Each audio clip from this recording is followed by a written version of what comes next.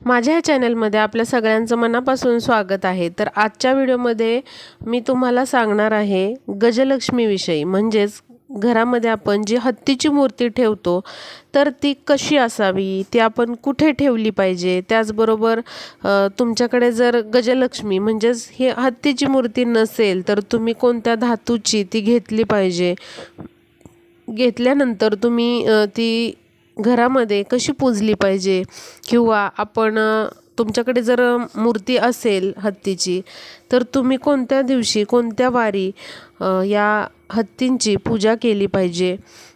त्याचबरोबर ही गजलक्ष्मी घरात का ठेवायची असते, त्याचा परिणाम काय असतो, किंवा मग त्याचा फरक काय पडतो, हे मी सगळं सांगणार आहे व्हिडिओमध्ये। तर बघा, अशा प्रकारे ही गजलक्ष्मी मिळते किंवा हत्तीची मूर्ती मिळते। तर ही मूर्ती तुम्ही चांदीची घेऊ शकता, पितळेची घेऊ शकता, किंवा मग मार्बलची घेऊ शकता। मग त्याच्यावरती असं सोनेरी कलरिंग असू शकतं आणि छान अशी या हत्तींना डिझाईन असते। बघा, तुम्ही वरून बघत असाल, छान अशी नाजूक सर अशी डिझाईन या हत्तींना असते। त्यामुळे हे जे हत्ती आहेत त्यांना आपण गजलक्ष्मी असं म्हणत असतो। साक्षात जेव्हा आपण हे मूर्ती जेव्हा घरी आणतो तेव्हा लक्ष्मीचं एक प्रतीकच आपण घरी आणत असतो, आणि लक्ष्मी म्हणूनच आपण हे हत्ती पूजायचे आहेत, म्हणूनच यांना गजलक्ष्मी असं संबोधलं जातं। तुम्ही बऱ्याच ठिकाणी पाहिलं असेल की मोठमोठ्या हॉटेलच्या बाहेर किंवा अगदी बंगल्यांच्या बाहेर, काही जणांच्या घरांच्या बाहेर देखील असे दोन हत्ती दाराच्या समोर ठेवलेले असतात। हत्ती का ठेवतात, तर कोणाची आपल्या घराला किंवा आपल्या व्यवसायाला नजर लागू नये म्हणून हे हत्ती घराच्या समोर किंवा दाराच्या समोर दोन्ही बाजूला ठेवले जातात। त्याशिवाय हत्ती हे लक्ष्मीचं प्रतीक मानलं जातं, भरभराटीचं प्रतीक मानलं जातं। त्याशिवाय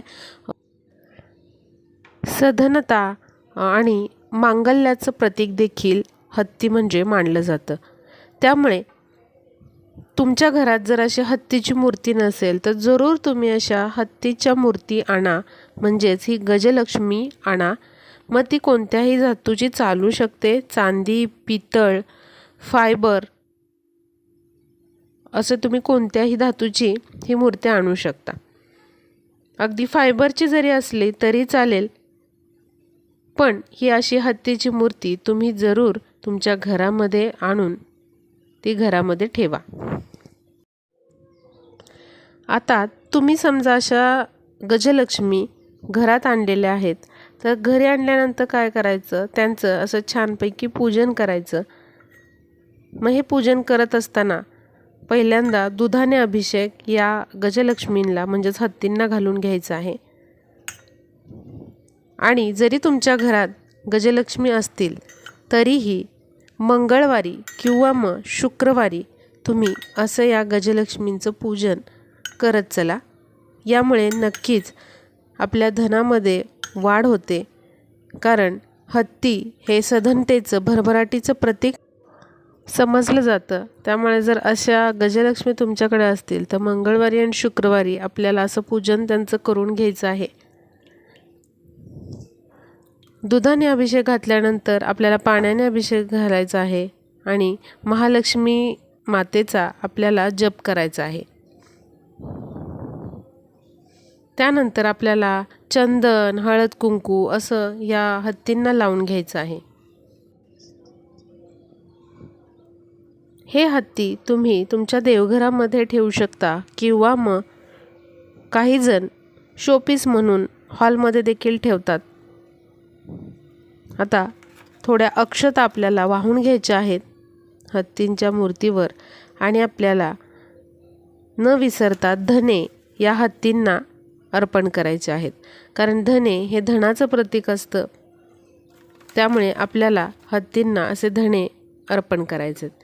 त्यानंतर फुलं वाहून घ्यायची आहेत आणि धूपदीप ओवाळून आपल्याला अशा प्रकारे या गजलक्ष्मीची पूजा करून घ्यायची आहे।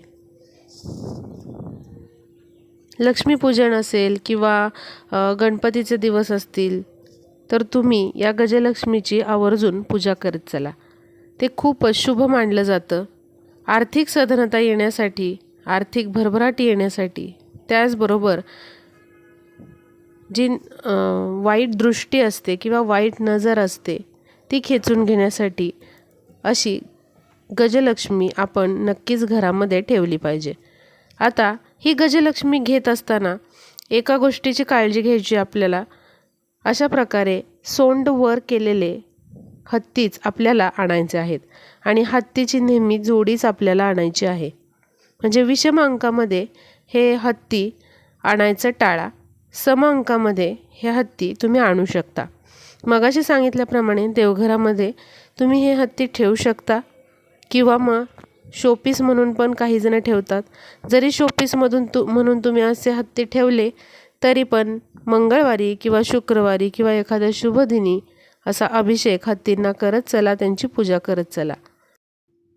किंवा मग तुमच्या दाराच्या बाहेर तुम्ही शेल्फ मारून त्या शेल्फवर देखील हे हत्ती ठेवू शकता किंवा दाराच्या आतमध्ये ही गजलक्ष्मी ठेवू शकता. कुठेही ही गजलक्ष्मी तुम्ही ठेवू शकता. शक्यतो तोंड हे पश्चिम किंवा पूर्व दिशेकडे असावं. काही घरामध्ये म्हणजे जागेअभाव प्रॉब्लेम असेल तर दक्षिण दिशा सोडून बाकी कोणत्याही दिशेला तुम्ही ही गजलक्ष्मी तोंड करून ठेवू शकता. महालक्ष्मीचं साक्षात गजलक्ष्मी हे रूप आहे. त्याच्यामुळे महालक्ष्मीच्या पूजेमध्ये तुम्ही असे हत्तींचे पूजन नक्की करू शकता किंवा इतर कोणत्याही पूजेमध्ये हत्तींचं पूजन केलेलं खूपच शुभ मानलं जातं. आता काही कारणास्तव तुम्हाला अशा गजलक्ष्मीची मूर्ती घेणं शक्य झालं नाही तर घरामध्ये असे हत्तीचे 2 फोटो तरी नक्की तुम्ही लावा किंवा घराच्या प्रवेशद्वाराबाहेर तरी लावा किंवा मग आतमध्ये लावले तरी चालेल.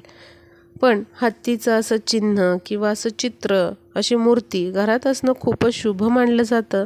त्यामुळे एखादं चित्र किंवा अशी मूर्ती जोडीमध्ये नक्की तुम्ही घरामध्ये लावा. हत्तीची मूर्ती घेत असताना नेहमी अशी सौम्य हास्य करणारी प्रसन्न मूर्ती घ्यावी किंवा चित्र घेत असताना सौम्य हास्य करणारी असे चित्र असावे. क्रूर हत्तीचे, चिडलेल्या हत्तीचे चित्र किंवा मूर्ती असू नये. तर अशा प्रकारे आर्थिक भरभराटीसाठी आणि घराला कोणत्याच प्रकारची नजरबाधा होऊ नये यासाठी अशी गजलक्ष्मी तुम्ही घरामध्ये नक्कीच स्थापन करा किंवा असे हत्तीची मूर्ती नक्कीच घरामध्ये आणा.